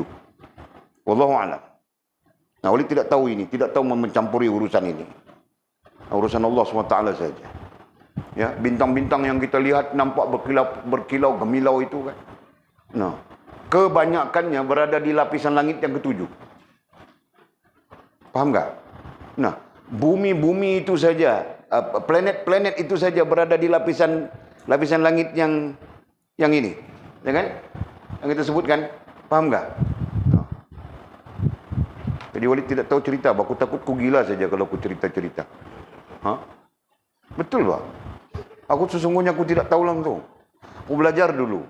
Galaksi Bima Sakti lah. Itulah ini aku belajar bah. Tapi kalau aku pikir-pikir seorang-seorang macam mana langit ini ya. Macam mana aku nampak bintang. Bintang ini berada di langit mana. Bulan ini berada di langit mana. Nah, boleh gila aku, tahu tak? Jadi sebelum aku gila, aku pun tidak mau bah. Aku serahkan pada Allah SWT saja yang maha tahu. Ya. Nah, ilmu padaku Allah maha hebat. Ilmu Allah maha hebat. Ciptaan Allah SWT pun hebat juga. Nah, begitu saja. Ya. Bolehkah? Nah, kamu orang pun perlu begitu, tahu tak? Kalau kau lebih-lebih nanti kau yang gila atul. Kau jangan. Ya. Nanti kau bilang, ku mau lompat mendakap bulan. Nah, gila sudah. Jangan betul. Okey. Bintang yang terakhir itu tempat menetapnya ada di 7 lapisan langit katanya. Bintang yang terakhir, nah maksud bintang yang paling jauh. Ya. Yang terakhir artinya yang paling jauh. Nah, fakta ini barangkali ya, kalau kita melihat kepada fakta-fakta sains moden, nah setiap galaksi itu ada bintang. Nah, barangkali itu, Pak. Kan? Setiap galaksi itu ada bintang. Allahu a'lam. Nanti kita boleh hidup di Mars, planet Marikh, nanti kita pergi ke sana. Kita kaji tengok macam mana, ha? Nah, sekarang dia orang mau buat taman perumahan sudah di Mars, di planet Marikh itu. Ya betul, Pak. Siapa kalau tengok dalam Facebook? Seorang saintis Amerika, ya, mengajak masyarakat dunia ramai-ramai kita berhijrah ke planet Marikh. Allahu a'lam. Jadi kalau ada itu, kalau tiketnya 2.000 aku pergi, Pak. Okey. Jadi katanya bintang terakhir itu tempat menetapnya di 7 lapisan langit. Tentang bintang ini, ya, ada banyak riwayat baginda Nabi SAW. Nah, di sanalah kenapa dan mengapa kita mengatakan baginda Nabi SAW ini Allah melimpahkan ilmu kepadanya. Ilmu astronomi ada pada baginda Nabi kita SAW. Ilmu psikologi ada pada baginda Nabi kita SAW. Nah, ilmu apapun, ilmu perang ke, ilmu berniaga ke, ilmu apa ke, semuanya ada pada baginda Nabi kita SAW. Nah, jangan fikir baginda Nabi kita tidak bercakap tentang bintang-bintang di langit, ya. Nah, ada satu bintang yang disebut sebagai apa? Bintang apa? Ada satu namanya. Ada hadis tentang itu. Bintang. Nah, itu dalam hadis Al-Fitan, hadis tentang hari kiamat ada disebutkan tentang bintang itu, ya. Ketika hampir berlaku kiamat, nah Allah melintaskan, ya, Allah melintaskan sekalian ni. Allah melintaskan daripada langit ini, ya. Allah melintaskan. Nah, tidak tahu ku mau lukis lintas daripada juru mana, tapi Allah melintaskan kepada sekalian ini, Pak. Sekalian planet ini termasuk bumi, Allah melintaskan. Dari mana? Dari sini kah? Nah, silap sudah aku tulis. Ini dari bumi kan? Nah, dari sini, Pak, mungkin Allah melintaskan. Tahu kah? Nah, bintang seraya. Betul kan? Ada hadisnya itu. Bintang seraya kah? Saroya kah? Nah, aku pun tidak tahu. Tapi aku tahu namanya itu. Ya. Kamu orang catat saja. Nanti kalau korang kamu orang jumpa dengan dalilnya, nah itu betul. Sebelum Allah mengkiamatkan alam ini, nah Allah akan melintaskan bintang itu. Ya, karena bintang itu akan berkelip 75.000 tahun sekali. Nah, itulah bintang Seraya. Suraya, aku pun tidak tahu yang sebenarnya apa namanya, kan?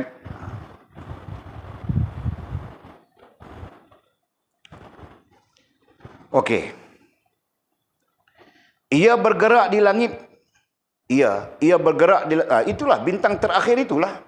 Itu yang kita sebutkan tadi. Yang kita sebut tentang apa? Tentang sebelum kiamat Allah akan melintaskan bintang itu. Nah, itulah bintang terakhir yang dimaksudkan. Ya. Jadi kamu orang dhabitkan saja dulu. Nah, bintang yang terakhir itu tempat menetapnya ada di tujuh lapisan langit, berarti langit yang ketujuh. Nah, bintang itu apa namanya? Bintang itu kami pernah dengar daripada riwayat guru-guru kami, hadis baginda Nabi SAW. Bintang itu namanya Seraya, Saroya, Suraya. Nah, aku tidak tahu mana satu, tapi bunyinya begitu. Okey? Nah, itulah bintang terakhir. Berada di 7 lapis langit. Nanti Allah akan memerintahkannya supaya melintasi sekalian planet yang mengandungi makhluk Allah SWT. Sekalian makhluk Allah SWT umumnya. Nah, bintang itu. Okey? Nah, jadi katanya ia bergerak di langit ketujuh, yaitu pada hari Sabtu katanya. Nah, bintang itu bergeraknya dia di langit yang ketujuh pada hari Sabtu. Nah, aku tidak tahu, bah, hari Sabtu di langit, bukan hari Sabtu di bumi, ya. Hari Sabtu di bumi diukur dengan 24 jam, betul? Ya. Nah, hari Sabtu di langit aku tidak tahu ukur dengan berapa jam. Nah, para ulama mengatakan, antara pendapat para ulama mengatakan 75.000 tahun sekali berkedip dia, berkelip dia. Nah, mungkin hari Sabtu pada sisi langit itu 75.000 tahun sekali. Mungkin kan? Nah, dalam tempoh 75,000 tahun itu akan berlaku hari Ahad, hari pertama. Ahad itu maknanya pertama. Hari Isnin, ya. Isnin itu maknanya kedua, hari kedua. Hari Selasa, Selasa itu maknanya ketiga. Hari Rabu maknanya hari keempat. Hari Khamis maknanya hari kelima. Hari Jumaat maknanya hari keenam. Tidak disebut 6 di situ.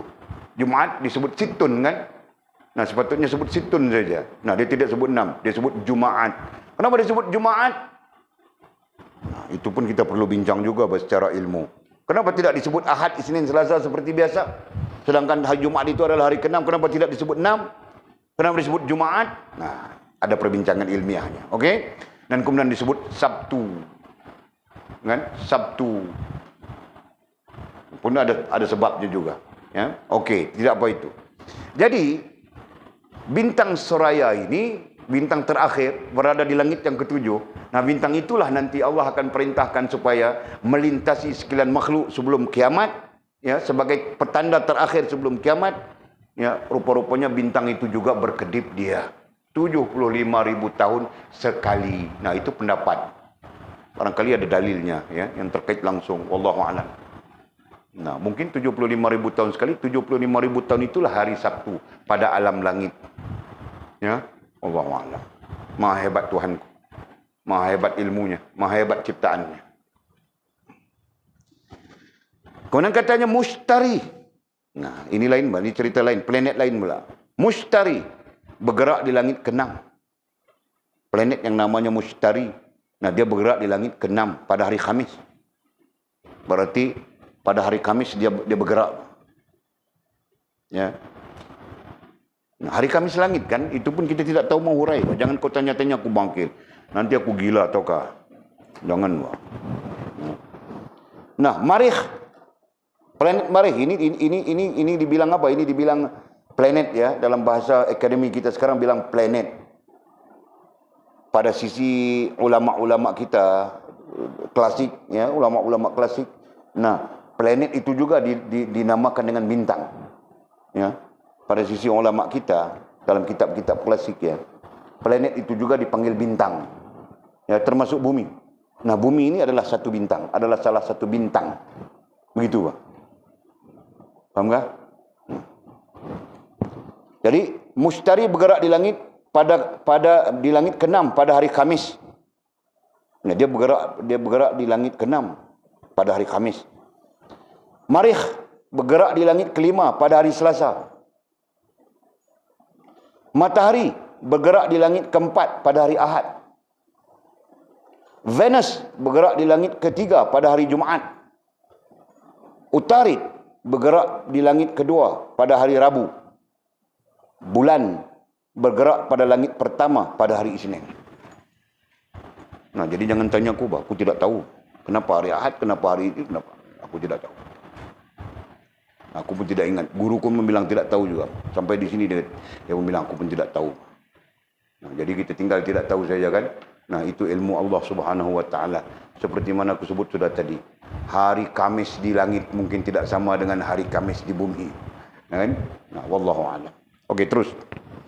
Yang menakjubkan, itu yang sepatutnya menjadi sisi ilmu kita, ya.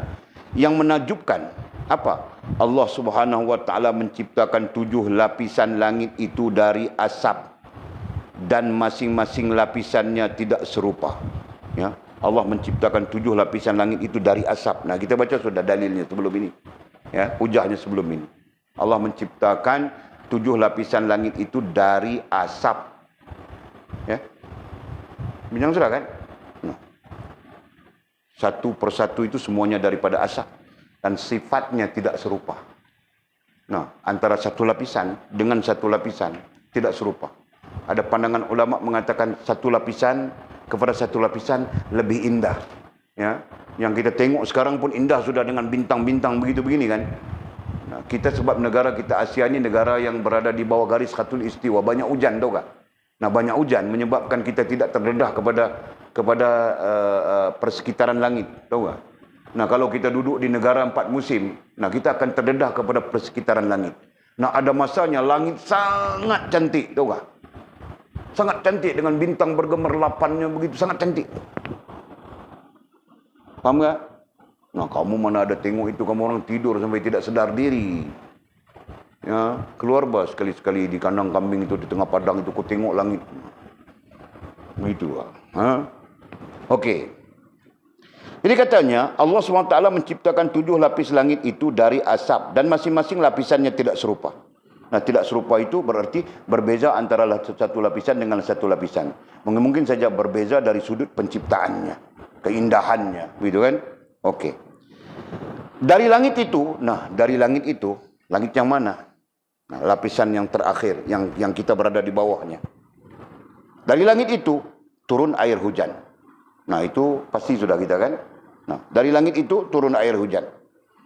Dengannya air hujan. Dengannya air hujan tumbuhlah pelbagai jenis tumbuh-tumbuhan. Nah, dengan air hujan itu bumi menjadi hidup. Nah, itu berdasarkan kepada Al-Quran ya. Dengan turunnya air dari langit yang namanya hujan, bumi menjadi hidup daripada matinya. Rupa-rupanya bumi jika tidak diturunkan hujan, dia mati, dia kering, mati. Nah, ketika matinya bumi, tidak dapat menumbuhkan apapun. Betul kan? Nah, Allah menurunkan hujan, menghidupkan bumi. Nah, ketika itu kau tanam gandum, tumbuh gandum. Kau tanam padi, tumbuh padi. Betul kan? Kau tanam bali, tumbuh bali. Kau tanam apa yang kau mau makan, tumbuh saja. Betul kan? Nah, kita di sini tanam padi, tumbuh saja padi. Kau tanam dalam parit, tumbuh. Kau tanam dalam sawah, tumbuh. Sekarang orang mau tanam apa? Dalam polybag pula, tahu kah? Tanam padi dalam polybag. Nah, kenapa? Jepun buat sudah. Nah, kita pun mau tanam padi dalam polybag juga. Nanti semua orang tanam padi dalam polybag. Sawah-sawah padi tidak payah buat, bah. Biar macam itu saja. Ya, kita pergi mancing ikan keli.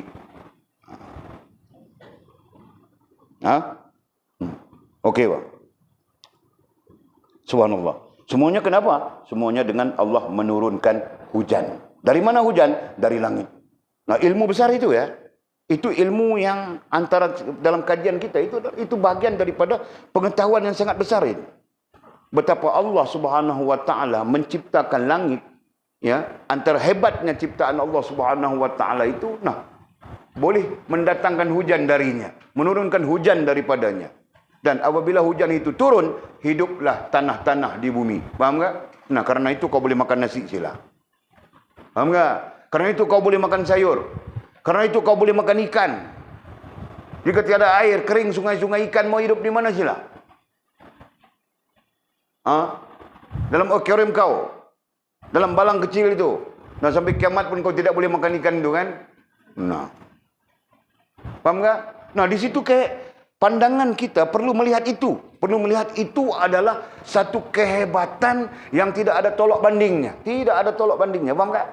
Nah, kita bercakap tentang, ikan boleh dibelah, diternak. Jika tiada air, kau mau ternak apa?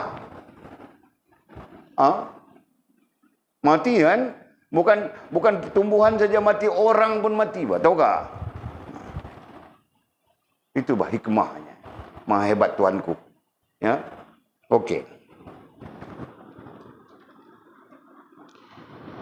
Dan dengannya air hujan, sepatutnya dengannya air hujan berdasarkan Al-Quran ya, bukan surah Ar-Ra'd, surah lainnya. Dengannya air hujan itu hiduplah bumi. Itu surah lain itu. Kan? Dan bumi yang hidup itu menumbuhkan pelbagai jenis tumbuh-tumbuhan. Akhirnya bumi kita hidup. Kerana hujan, ya, hiduplah bumi kita. Nah, hiduplah tumbuh-tumbuhan. Tumbuh-tumbuhan di sini maksudnya yang menjadi makanan asasi.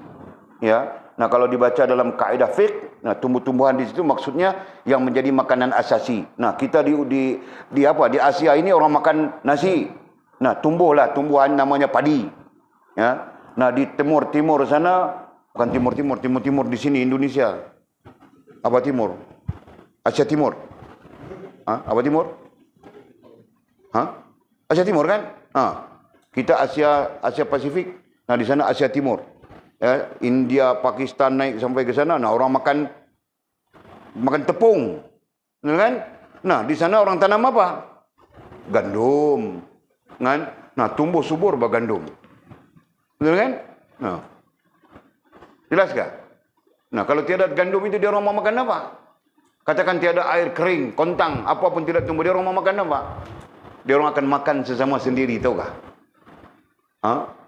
Ya kan? Manusia akan makan sesama sendiri. Nah, aku lapar saja, aku makan bangkit.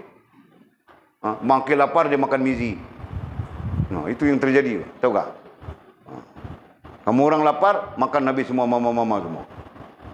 Ya kan? Okey. Itu tumbuh-tumbuhan ya. Dan buah-buahan. Begitu juga daripada hidupnya bumi itu dengan sebab hujan, tumbuhlah buah-buahan. Nah, sekarang kita tengah makan durian, Mbak. Aku dengar kamu orang sampai muntah-muntah keluar durian. Sudah betul kah?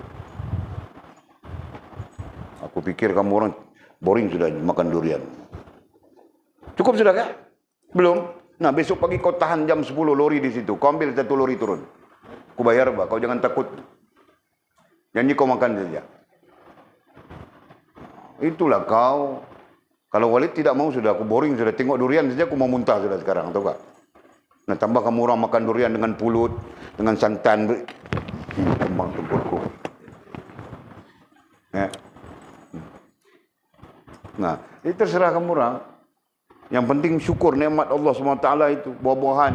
Nah, apa buahannya? Rambutan, durian. Apa lagi? Manggis.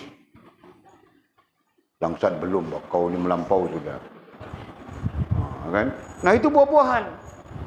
Nah, jika tiada hujan, kering, nah mati bah pokok-pokok durian semua, pokok-pokok rambutan semua. Nah, kita pun tidak boleh makan buah-buah itu kan. Faham enggak? Okey. Buah-buahan yang berbeza warna dan rasanya, betul tak? Berbeza warna. Ada kuning, ada putih, kan? Ada yang kelabu-kelabu.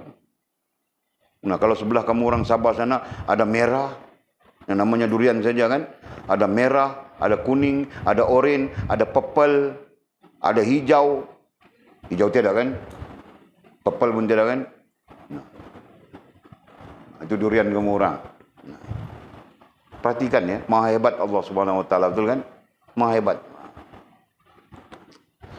Jadi berbeza warna dan rasanya. Rasa pun berbeza, Pak. Durian saja ada macam-macam rasa. Nah, Walid tidak pandai, Pak. Tapi orang yang hantu durian tahu saja.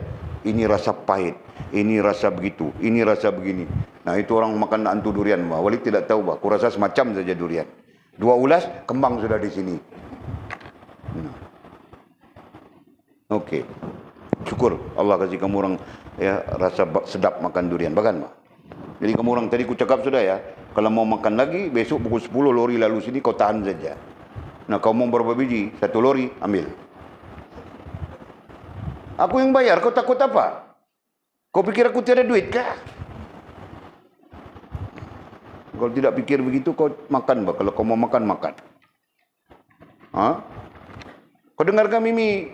Nah, kalau kau pun mau makan durian, besok tunggu di situ 2 orang. Pakcik itu datang, kau tahan lori itu. Okey. Sebagaimana Allah Subhanahu Wa Taala berfirman. Nah, tentang apa yang kita sebutkan tadi, ada firman Allah Subhanahu Wa Taala di dalam Al-Quran. Nah, bunyinya bagaimana? Dan kami lebihkan buah, katanya. Ya. Dan kami lebihkan buah-buahan itu setengahnya dari setengah yang lain. Kami lebihkan setengahnya dari setengah yang lain. Apa?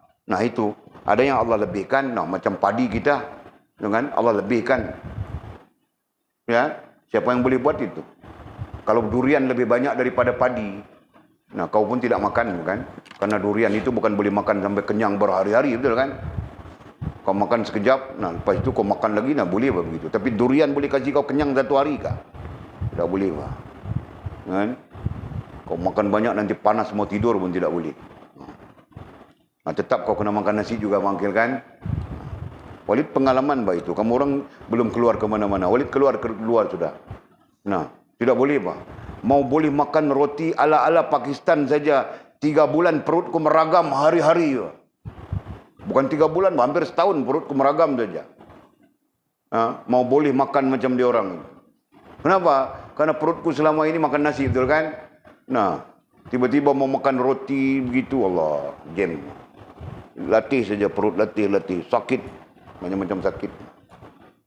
Jadi begitulah keadaannya.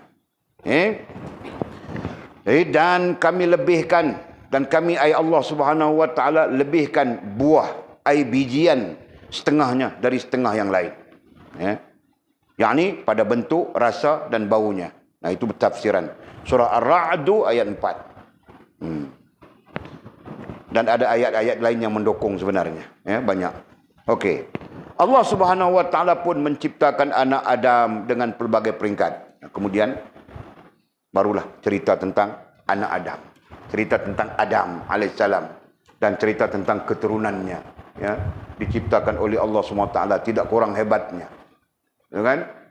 Nah, tadi kita dengar langit, kita dengar bumi, kita dengar itu, dengar ini, maha hebat Allah Subhanahu wa taala. Maha hebat ilmu Allah Subhanahu wa taala, maha hebat Allah Subhanahu wa taala itu sendiri, zat yang maha agung. Nah, zat yang maha agung itu juga kemudian menciptakan manusia. Bermula dengan Nabi Adam alaihissalam, nah kemudian berkembanglah keturunan Bani Adam itu sampailah ke hari ini dan tidak tahu sampai bila pengakhirnya. Okey? Nah, Allah pun menciptakan anak-anak Adam, dalam kitab Arab disebut Bani Adam. Bani bukan bermakna anak. Bani berarti keturunan.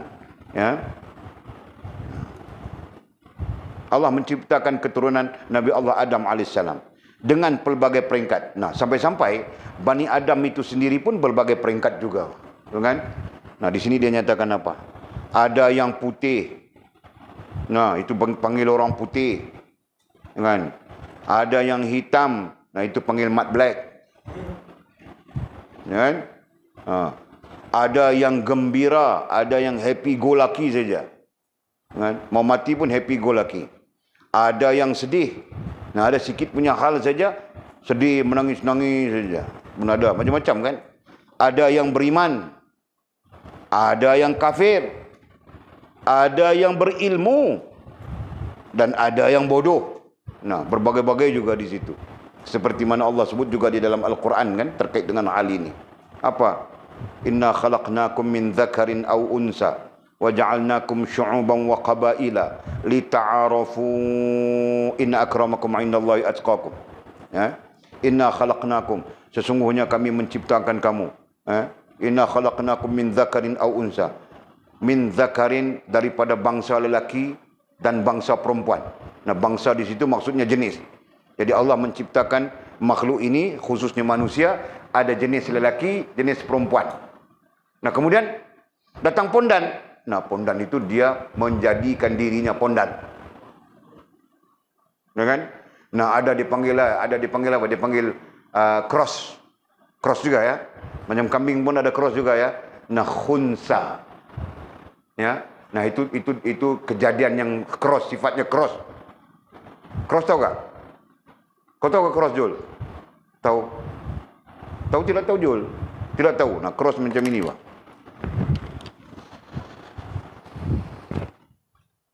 Cross macam itu kan? Ini bilang cross. Ya. Nah, nanti genetik itu jika dia ada di sini, dia mau apa ya? Genetik ini, konsep genetik ya, walaupun cross ini kau nampak macam biasa-biasa saja. Kamu orang belajar ke ilmu genom? Ada siapa yang belajar ilmu genom? Nah, aku belajar ilmu genom, tahu tak? Daripada microbiology. Ya. Nah, sini begitu. Ya. Ini positif, ini ke sini positif, ini ke sini negatif. Nah, nanti cross. Yang ini mau cross, macam mana mau cross? Kita cross pakai pen lain. Dia cross. Ya, yang ini mau di-crosskan ke sini. Ya, yang ini mau di-crosskan ke sini. Nah, ketika proses cross itulah berlaku kelemahan pada mana-mana fungsi DNA. Ya. Berlaku kelemahan pada mana-mana fungsi DNA.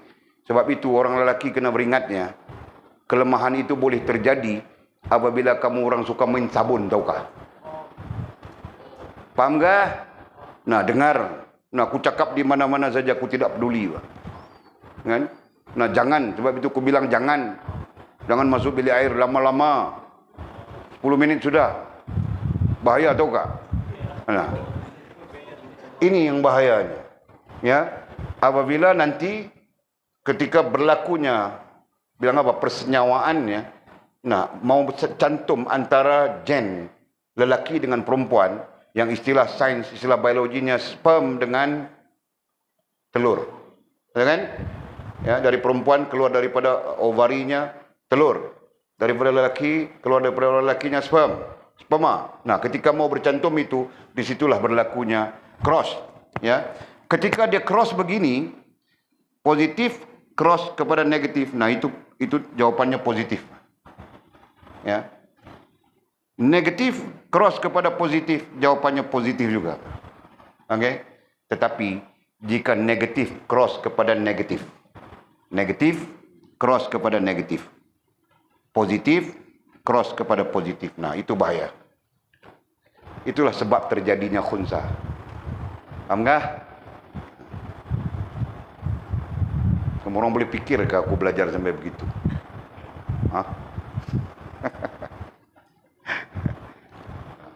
Jadi kamu orang pun belajar, kan? Nah, apa salahnya pengetahuan? Nah, ketika kau orang tidak tahu bercakap tentang ini, kau mampu bercakap tentang ini. Nah, kau ada ilmu, kan? Nah, itu maknanya, bukan susah. Okey, sebab itu wali sebut sudah tadi ya, baik lelaki, baik perempuan, jangan cuba-cuba mau onani.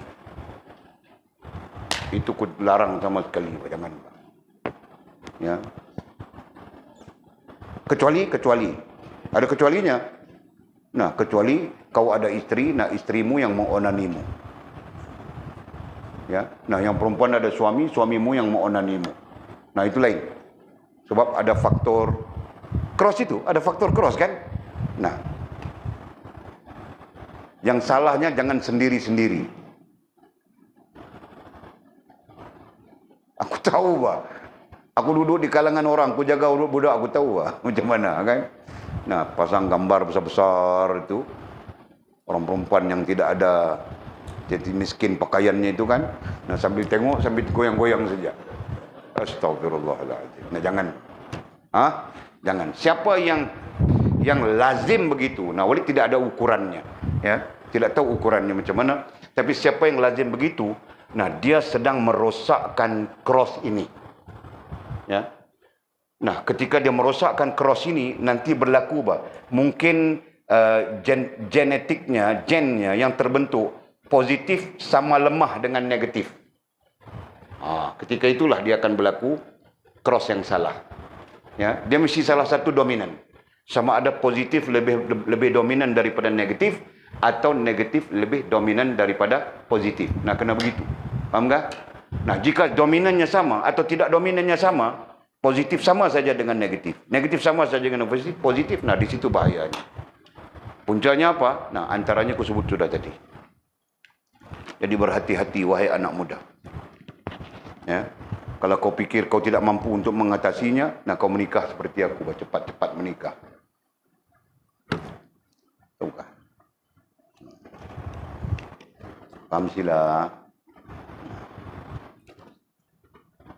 Sebab itu hadis Nabi SAW ya, apabila anak perempuanmu meminta daripadamu para wali untuk menikah, maka nikahkanlah ia. Ya, Nabi mengisyaratkan carilah luang untuk membenarkan. Kenapa? Karena apabila dia minta untuk menikah, nah di sana ada gerakan sudah. Bahasa kita sekarang bilang hormon. Ya, nah ada sudah gerakan hormon yang jika tidak dipelihara, dijaga, nah disitulah akan rosaknya yang kita bilang tadi, cross genetik. Tukah.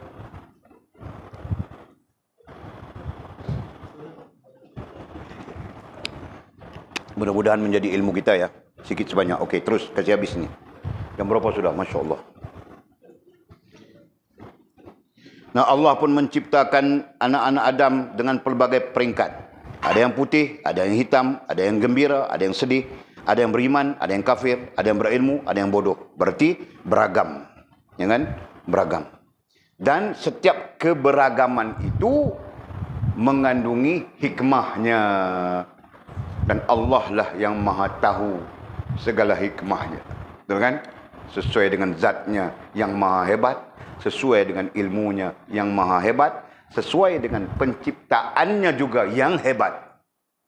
Tinggal kita saja tidak sedar bahwa Allah menciptakan kita penuh dengan kehebatan. Kalaupun sedar, nah ianya lebih bersifat personal, lebih bersifat pribadi, ya, bukan sedar hubungan dengan Allah Subhanahu wa taala. Betul kan? Ada orang yang sedar aku hebat. Kenapa? Karena aku handsome. Semua orang tengok aku syok dengan aku. Nah, itu sifat pribadi kan? Buat apa itu? Yang kita perlukan adalah sedar diri, ya. Yang kita perlukan kesedaran yang menghubungkan kita dengan Allah Subhanahu wa taala. Nah, itu yang kita perlukan. Okey. Kemudian katanya padahal asalnya, padahal manusia yang berbagai-bagai, bermacam-macam itu tadi, ya, beragam itu tadi, padahal asalnya satu, asalnya dari seorang saja, ya, yaitu Nabi Adam alaihissalam. Ya. Nah, di sini ada apa ya? Di sini ada ilmu biologi secara langsung maupun tidak langsung, ya. Ada ilmu biologi di situ. Kan? Dia panggil genetik adalah sebahagian daripada ilmu biologi, ya. Nah, fas daripada Sabah, tapi bila disiasat genetiknya rupanya daripada Wuhan, China dia. Nah, syukur dia tidak bawa COVID itu. Tahukah? Nah, tengok pula Sheila, siasat rupanya Sheila daripada Papua sana, tahukah Papua? Nah, kenapa Sheila? Kan? Nah, siasat pula apa? Siasat. Mamamu rupanya daripada Japan. Tahukah? Siasat Walid pula, siasat. Rupanya Walid bukan daripada bumi, Pak.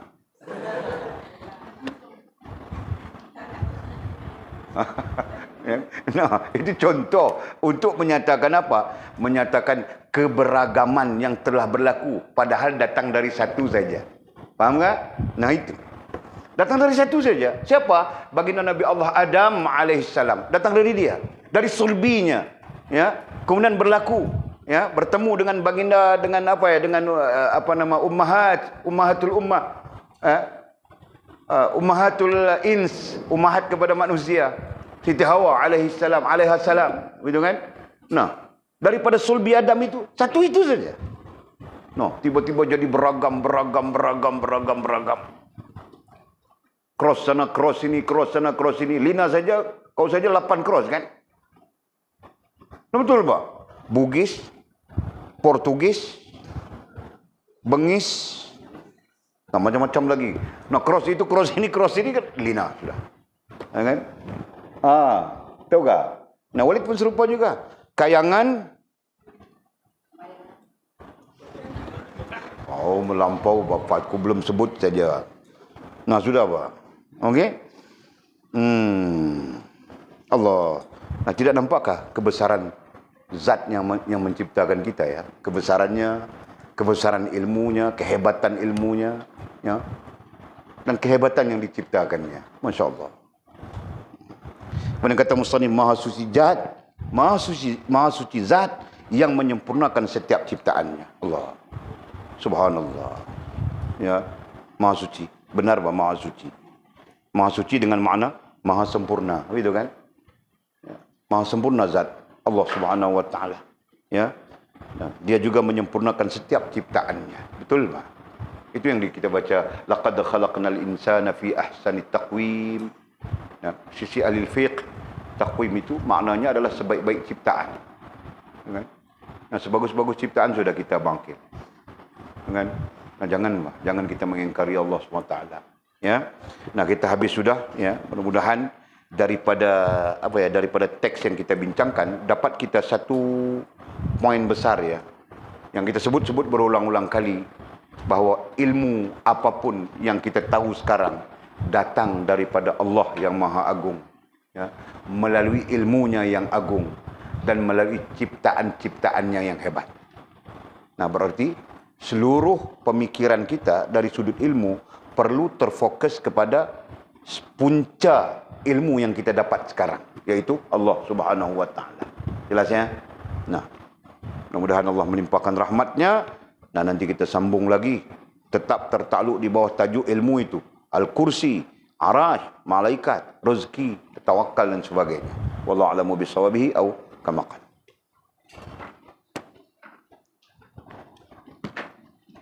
Wallahu a'lam. Nah, ada pertanyaan ke kamu orang? Walid ini tadi cakap dengan Mamang Walid malam ini letih 9.30 kita berhenti sudah. Nah, apabila Walid merancang saja, dia tidak akan berhenti.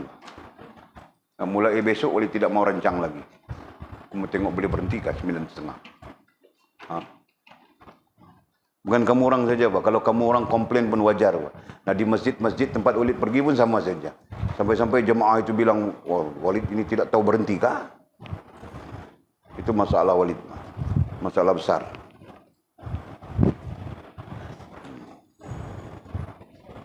Nah, ada soalan kah? Ya dah. Nah, makin ha.